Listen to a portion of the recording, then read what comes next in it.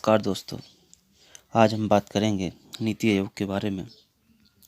नीति आयोग के बारे में जानने से पहले हम इससे पहले एक और जो संस्था थी योजना आयोग, जो कि नीति आयोग की पूर्व जो संस्था बनाई गई थी, एक्स्ट्रा कॉन्स्टिट्यूशनल बॉडी थी, उसके बारे में हम बात करेंगे। योजना आयोग की शुरुआत 1950 में एक थिंक टैंक के रूप में की गई थी। उस समय जो परिस्थितियाँ थी भारत में, वो विकासात्मक लक्ष्य जो है हमारे पास, उनको तीव्रता देने के लिए हमें एक ऐसा थिंक टैंक चाहिए था जो समाजवादी सोच के साथ आगे बढ़े। तो इसीलिए जब योजना आयोग का गठन किया गया तो उसने जो योजना आयोग को जो कार्य थे, मुख्य कार्य के रूप यदि हम देखें योजना आयोग के, तो योजना आयोग ने एक पंचवर्षीय योजना निकाली थी और उन पंचवर्षीय योजना के आधार पर अलग अलग लक्ष्यों को साधा था, जैसे एग्रीकल्चर, फिर औद्योगिक, फिर सेवा सर्विस सेक्टर। ऐसे हर एक पंचवर्षीय योजना में अलग अलग तरीके से अलग अलग सेक्टर्स को डेवलप करने का उन्होंने टारगेट सेट किया था। बट जब 1991 में एलपीजी आया देश में और ग्लोबलाइजेशन आया, तो उन देश की परिस्थितियां बदल गई। बदली हुई परिस्थितियों के साथ योजना आयोग समय के साथ सटीक नहीं बैठ रहा था भारत की विकासात्मक जो रथ है उसको आगे बढ़ाने के लिए। वर्तमान सरकार है, उसने एक कोर्ट के साथ सशक्त राज्य से सशक्त राष्ट्र निर्माण के कोर्ट के साथ 1 जनवरी 2015 को एक मंत्रिमंडल के प्रस्ताव के तहत का गठन कर दिया गया। इसमें आगे यदि हम बात करें, जो नीति आयोग है, वो नीति का मतलब यहाँ कोई पॉलिसी नहीं है। नीति का मतलब है national institute for transforming India, जो कि एक थिंक टैंक के रूप में होगा। ठीक है, इसका ध्येय वाक्य क्या है? तो राज्य से सशक्त राष्ट्र का निर्माण। और इसका जो बेसिक स्ट्रक्चर होगा या बेसिक होगा, वो मूल आधार क्या होगा? इसका जो मूल आधार है वो है सहकारी संघवाद। ये संघवाद की भावना पर काम करेगा। आगे यदि हम बात करें कि इसकी कंपोजिशन क्या है, इसका संगठन क्या है, संगठन में यदि हम बात करते हैं तो संगठन में हमें फर्स्ट जो पहले जो है उसके चेयरपर्सन कौन होंगे? प्राइम मिनिस्टर, जो कि स्वयं होंगे। इसके 22 चेयरपर्सन कौन होते हैं? जो प्रधानमंत्री के द्वारा नॉमिनेट होते हैं। एक गवर्निंग काउंसिल होती है। इस गवर्निंग काउंसिल में क्या होता है?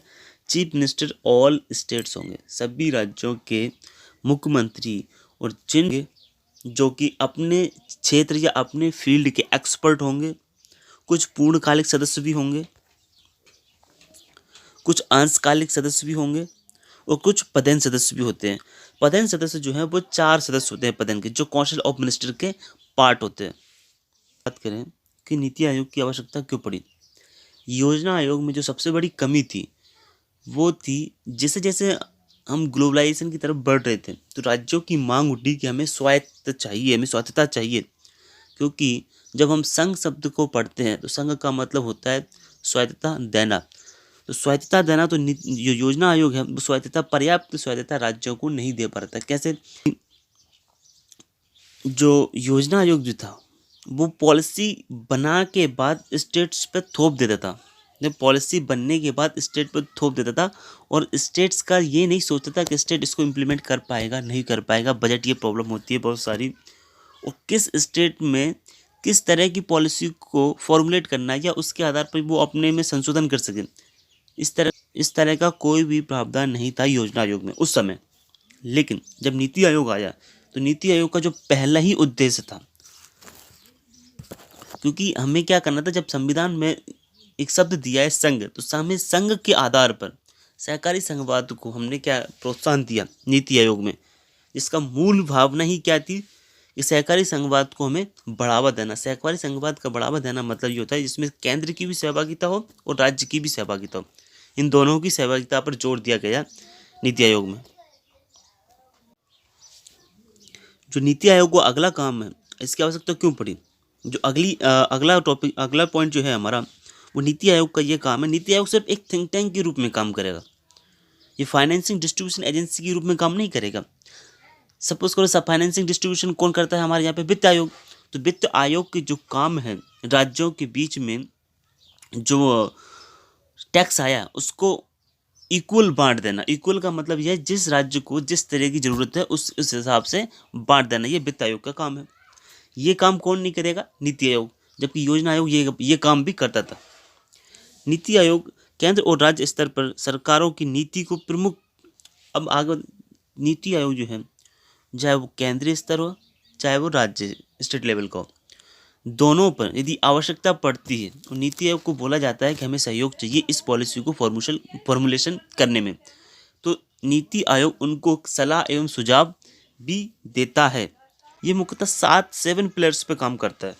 वो 7 पिलर्स कौन कौन से? एक तो प्रो पीपल, लोगों के लिए।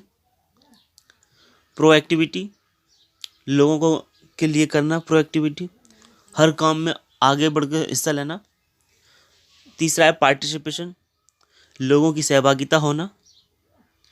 और चौथा है एम्पावरिंग, जो पिछड़े हुए वर्ग हैं, चाहे महिला वर्ग हो चाहे एससी हो एसटी हो, जो पिछड़ी हुई क्लासेस जो हैं उनको एम्पावरिंग करना। इंक्लूजन ऑफ ऑल, राष्ट्र को एक माला में पिरो के रखना। इक्वलिटी पे बहुत फोकस करता है, चाहे लड़का लड़की हो कैसा भी हो, इक्वलिटी पे दोनों को समान दर्जा दिया जाना चाहिए। तभी तो इंटरनेट के ऊपर इसने एक रिपोर्ट जारी की गई थी। और ट्रांसपेरेंसी, पारदर्शिता, ये इसका एक मुख्य कंपोनेंट है जो योजना आयोग में नहीं था। इसका एक जो महत्वपूर्ण काम है वो है गुड गवर्नेंस को बढ़ाना। गुड गवर्नेंस मतलब सुशासन को बढ़ाना। गुड गवर्नेंस कब आएगी? गुड गवर्नेंस तब आएगी जब गवर्नमेंट में पारदर्शिता होगी। गुड गवर्नेंस का मतलब ये होगा कि ये जो हमने 7 कंपोनेंट पढ़े, 7 पिलर्स, इन 7 पिलर्स में ट्रांसपेरेंसी आएगी, इक्वालिटी तो आएगी, साथ साथ में जो भ्रष्टाचार, ये फिर रूल ऑफ लॉ, इनके साथ काम करना क्या कहलाता है? सुशासन कहलाता है। या 21वीं शताब्दी का लोकतंत्र जो है वो जन सहभागिता की संकल्पना पर आधारित है। इस कारण राज्यों की जो सहभागिता है उसको सुनिश्चित करने के लिए नीति आयोग की हमें आवश्यकता पड़ी। प्रत्येक राज्य की भौगोलिक परिस्थितियां अलग अलग हैं, जिन कारणों से उनके पास संसाधनों का वितरण असमान है। जैसे कि हरियाणा की भौगोलिक परिस्थितियां जो हैं वो उड़ीसा की जो भौगोलिक परिस्थितियां हैं उनसे अलग होगा। तो उसी के लिए कि अलग अलग जब भौगोलिक परिस्थितियां अलग अलग होंगी तो उनके सामने समस्याएं भी अलग अलग होंगी। ठीक है, उनको उनके निवारण करने के उपाय भी अलग अलग होंगे। अतः किसी एक नीति के माध्यम से सभी राज्यों का विकास समान रूप से नहीं हो सकता। जिस तरह योजना आयोग में पॉलिसी बना दी जाती थी किसी एक राज्य को देख के और सभी पे उसको इम्प्लीमेंट करने के लिए बोल दिया जाता था, नीति आयोग में ऐसा नहीं किया जाएगा। क्यों ऐसा नहीं किया जाता है? इस कारण राज्यों के जो संसाधनों के आधार पर उसका अनुरूप विकासात्मक निर्माण की आवश्यकता, जो राज्यों का संसाधन है, किस राज्य में किस प्रकार के संसाधन है, उनके अनुसार हमें विकास करना है। इसके लिए हमें नीति आयोग की जरूरत पड़ी। जो ग्राम स्तर पर विश्वसनीयता या फिर ग्राम स्तर पर विश्वसनीय योजनाएं बनाने के तंत्र विकसित करने तथा उच्च स्तर तक या उच्चोत्तर पहुंचाने के लिए नीति आयोग की आवश्यकता है। कहने का मतलब यह है, यदि हम अगले पॉइंट में बात करें, ग्राम स्तर पर विश्वसनीय योजनाएं बनाने के तंत्र को विकसित करने, मतलब जो ग्रामीण इलाके हैं हमारे इंडिया के, उनको समझ कर उनके अनुसार योजना बनाने का, उनके अनुसार उन योजनाओं को बनाने का और उनका क्रियान्वयन करने का लिए एक हमारे पास थिंक टैंक होना चाहिए। इसलिए भी हमें नीति आयोग की आवश्यकता पड़ी। जैसे कि ग्राम उदय से भारत उदय, इस योजना का उद्देश्य यही है। अगला पॉइंट देखते हैं, हमारे समाज में उन वर्गों पर विशेष रूप से ध्यान देना जिन तक आर्थिक प्रगति उचित प्रकार से लाभान्वित न होने का जोखिम होगा। जैसे कि स्टार्टअप इंडिया में क्या है, अलग अलग लोगों को एक अलग अलग कंपनियां स्टार्ट की जाती है। तो ये किसका उद्देश्य है? ये नीति आयोग का उद्देश्य है कि भाई नीति आयोग बनाएंगे हम तो वो स्टार्टअप इंडिया जैसी योजनाओं को हमें देगा, जिससे इकोनॉमिक एक्टिविटी बढ़ेगी। राष्ट्रीय विकास के एजेंडा, कार्यक्रमों एवं नीतियों के क्रियान्वयन के लिए प्रौद्योगिकी उन्नयन एवं क्षमता निर्माण पर बल देना, जैसे अटल इनोवेशन, ये किसका कार्यक्रम है? नीति आयोग का कार्यक्रम। अटल टिंकरिंग योजना, ये किसका कार्यक्रम? इनोवेशन इंडिया रिपोर्ट, ये किसका कार्यक्रम है? नीति आयोग का। तो इन सभी को देखते हुए कि देश में इनोवेशन होना चाहिए, इसके लिए भी हमें किसकी जरूरत पड़ी है? नीति आयोग की। अगला पॉइंट देखते हैं, अत्याधुनिक कला संसाधन केंद्र बनाना, जो सुशासन तथा सतत एवं न्याय संगत विकास के सर्वश्रेष्ठ कार्य प्रणाली पर अनुसंधान करने के साथ साथ हितधारकों तक जानकारी पहुंचाने में मदद करेगा। आगे यदि हम बात करें नीति आयोग के दृष्टिकोण के बारे में या लक्ष्यों के बारे में, दोनों को एक साथ पढ़ेंगे। पहले दृष्टिकोण देखते हैं। तो नीति आयोग का जो मुख्य दृष्टिकोण है, वो दृष्टिकोण क्या है? सहकारी संघवाद को बढ़ावा देना, जिसमें संघ से राज्यों की ओर जो एक दिशा नीति प्रभाव के बदले राज्यों की सहभागिता सुनिश्चित करना या द्विदिशीय प्रभाव सुनिश्चित करना। कहने का मतलब ये है कि पहले जो योजना आयोग में क्या होता था, जो पॉलिसी जो बनती थी उनका दिशा सिर्फ एक प्रकार था, सेंटर टू स्टेट। बट अब क्या होता है, अब ये एक थिंक टैंक के रूप में काम करता है। तो जिस सभी की सोच अलग अलग होती है, तो सभी की आइडियाज को इसमें इंक्लूड किया जाता है।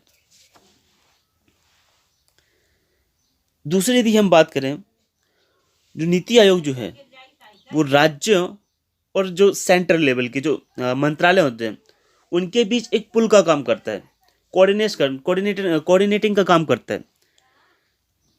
संघ, राज्य एवं अंतर मंत्रालय समन्वय के माध्यम से सहकारी संघवाद की स्थापना करना तथा नीतियों के प्रभावी क्रियान्वयन को सुनिश्चित करना, ये भी इसका एक काम है।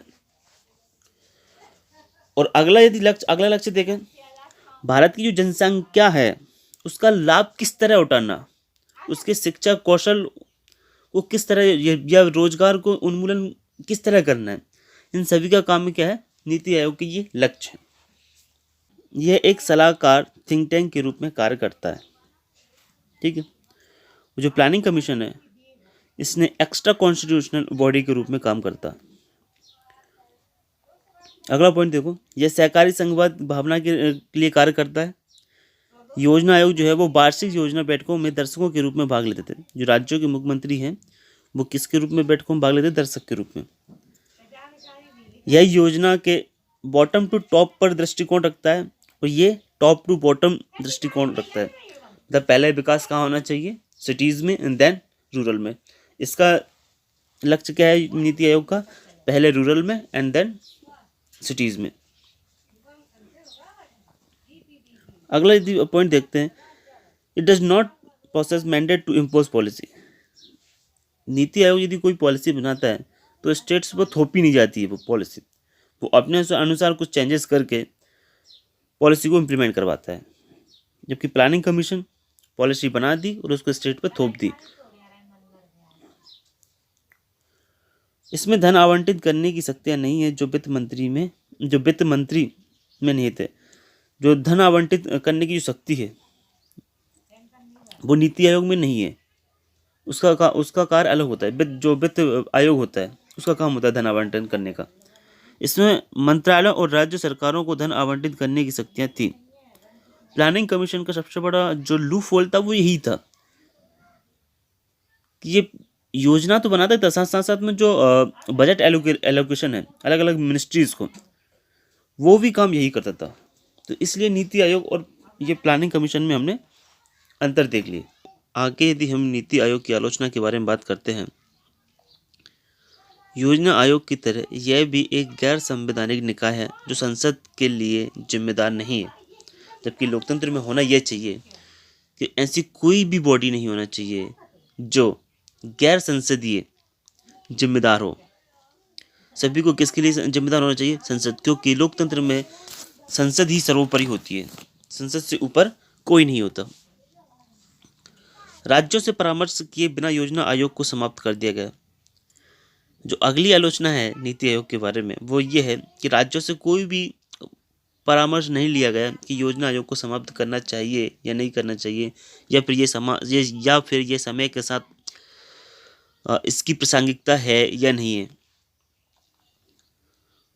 अगला पॉइंट देखते हैं, यूटीज के जो प्रतिनिधित्व होते हैं, यूनियन टेरिटरी के जो प्रतिनिधित्व होते हैं लेफ्टिनेंट गवर्नेंस द्वारा, वो लेफ्टिनेंट गवर्नेंस क्या करते हैं, उपराज्यपाल जो हैं यूटीज के, वो गवर्निंग कौशल में हिस्सा लेते हैं, जबकि मुख्यमंत्री द्वारा नहीं। केंद्र शासित प्रदेशों के जो प्रतिनिधित्व हैं वो मुख्यमंत्री ना लेकर हिस्सा, उनमें उपराज्यपाल हिस्सा लेते हैं, जो कि सहकारी संघवाद के जो ढांचा है, ये सिद्धांत है, उनकी सिद्धांतों के खिलाफ है।